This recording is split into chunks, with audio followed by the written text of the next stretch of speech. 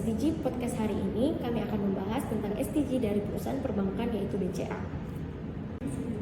Namun sebelum masuk ke pembahasannya, saya akan menjelaskan terlebih dahulu apa sih SDG itu. Jadi SDG atau Sustainable Development Goals merupakan suatu rencana aksi global yang disepakati oleh para pemimpin dunia termasuk Indonesia dengan membuat kesepakatan pembangunan baru yang mendorong perubahan-perubahan ke arah pembangunan keberlanjutan berdasarkan hak asasi manusia dan kesetaraan untuk mendorong pembangunan sosial, ekonomi, dan lingkungan hidup. Hal ini tentu dilakukan guna mengakhiri kemiskinan, mengurangi kesenjangan, dan melindungi lingkungan hidup. Seperti yang diketahui juga bahwa SDG berisi 17 tujuan serta 169 target yang diharapkan dapat tercapai pada tahun 2030. Halo semuanya. Halo. Boleh nih satu-satu perkenalan diri dulu ke teman-teman yang nonton. Halo, nama saya Christian Haryata dari Binus University dari jurusan International Business Management.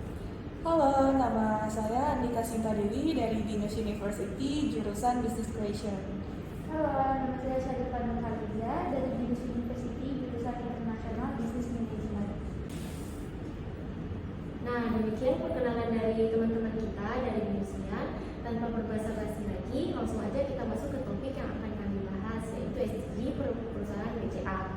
BCA memprioritaskan 9 tujuan dari 17 tujuan SDG. Dalam pengambilan keputusannya, BCA mempertimbangkan 3 aspek. Nah, boleh nih siapa yang menjelaskan pertama? Boleh Kak Christian dulu deh. Nah, demikian perkenalan dari teman-teman kita dari Binusian. Tanpa berbasa-basi lagi, langsung aja kita masuk ke topik yang akan kami bahas, yaitu SDG perusahaan BCA. BCA memprioritaskan 9 tujuan dari 17 tujuan SDG. Dalam pengambilan keputusannya, BCA mempertimbangkan 3 aspek. Nah, boleh nih siapa yang menjelaskan pertama? Boleh Kak Christian dulu deh. Pertama itu ada aspek environmental. Untuk bisa hidup dengan baik, kita harus bisa menjaga keseimbangan ekosistem agar tidak membawa perubahan iklim yang dapat mengakibatkan bencana. Hal ini mendorong BCA untuk membuat kantor yang mendukung konsep green office serta penggunaan panel surya dan menyalurkan pembiayaan pada kegiatan usaha berkelanjutan guna mendukung kelestarian lingkungan.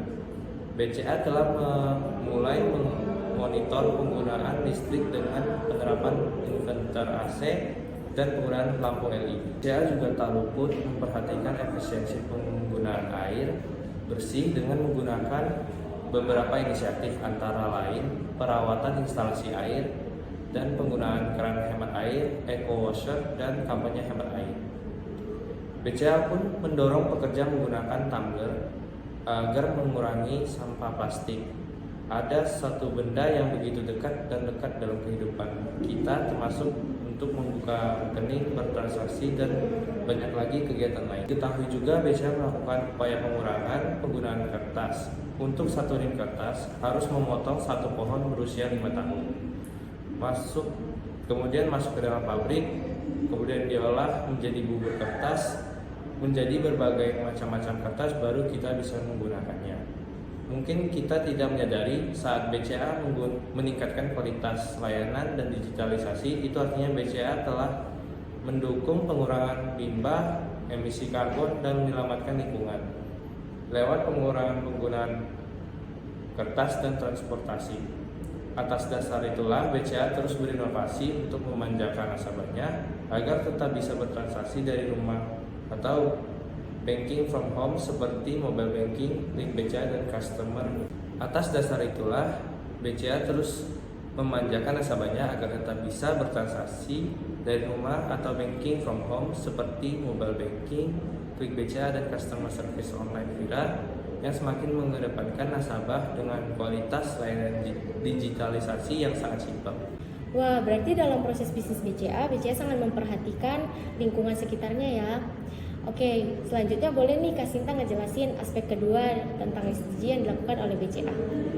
Selanjutnya ada aspek sosial, yaitu seberapa bagus perusahaan mengelola hubungan dengan pekerja, pelanggan, dan masyarakat sangat dipengaruhi oleh aspek sosial yang baik. BCA mengacu pada kesetaraan gender sebagai prioritas dalam menyetarakan kaum wanita dengan memberikan ruang laktasi di banyak cabang BCA, serta memberikan kesempatan yang sama kepada kaum wanita untuk mencapai jenjang karir yang tinggi. Selain untuk pekerja, BCA juga memberikan fasilitas kesehatan untuk keluarga pekerja, termasuk anak dan suami pekerja wanita. Selanjutnya, dalam aspek sosial ini, BCA juga mendukung pembiayaan pembangunan berkelanjutan melalui penyaluran dana melalui program KUR atau kredit usaha rakyat kepada masyarakat unbankable. Penyuluran KUR tersebut untuk sektor produksi non-perdagangan sekaligus memperdaya masyarakat yang diberikan oleh petani jahe. Kegiatan usaha jahe emprit dan kopi juga turut mendukung perekonomian masyarakat dan berkontribusi positif juga pada aspek sosial serta lingkungan. Yang terakhir dari aspek sosial ini, BCA mengadakan community develop, yaitu program pemberdayaan masyarakat untuk meningkatkan kemampuan ekonomi, karena BCA sendiri percaya bahwa pemberdayaan masyarakat akan mengarah pada pertumbuhan ekonomi dan berkurangnya kesenjangan. Saat ini BCA mendampingi 12 desa binaan dalam pengembangan potensi desa.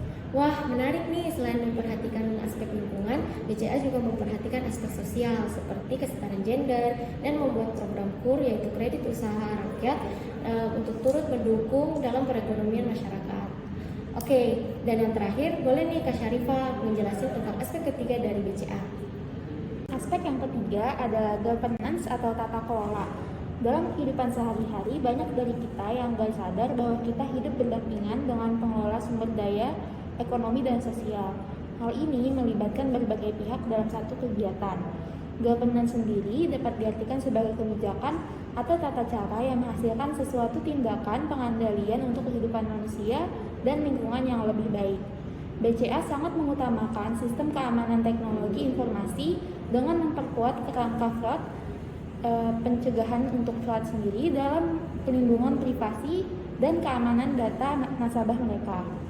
BCA senantiasa meningkatkan tata kelola perusahaan melalui penerapan GCG atau Good Corporate Governance yang salah satunya diukur dengan keterbukaan informasi dan juga transparansi perusahaan. Semua hal ini didasari oleh semangat BCA yang ingin terus menjaga dan senantiasa berada di sisi nasabah. BCA menyadari SDG merupakan perjalanan panjang bagi kita semua, sebuah tanggung jawab yang besar yang harus kita pikul bersama. BCA terus menyempurnakan perjalanan dalam penerapan keuangan berkelanjutan. Hal ini dilakukan oleh BCA untuk selalu berada di sisi nasabahnya, masa sekarang maupun yang akan datang. BCA percaya bahwa dengan bersama-sama kita dapat berperan dalam mewujudkan Indonesia yang lebih baik. Wah, berarti dapat disimpulkan BCA sangat peduli terhadap tata kelola perusahaannya dengan menerapkan GCG seperti yang Kak Syarifah jelasin tadi. Wah, menarik banget ya teman-teman pembahasan di episode podcast kali ini. Sebelum kita akhiri, aku mau ucapkan terima kasih banyak kepada kita dari Binusyan atas materi yang dijelaskan yang sangat menarik dan insightful banget. Dan dapat disimpulkan juga bahwa BCA merupakan perusahaan yang mempedulikan SDG perusahaannya. Oke semuanya, terima kasih sudah mendengarkan podcast kita pada kali ini dan sampai jumpa pada episode podcast kita selanjutnya.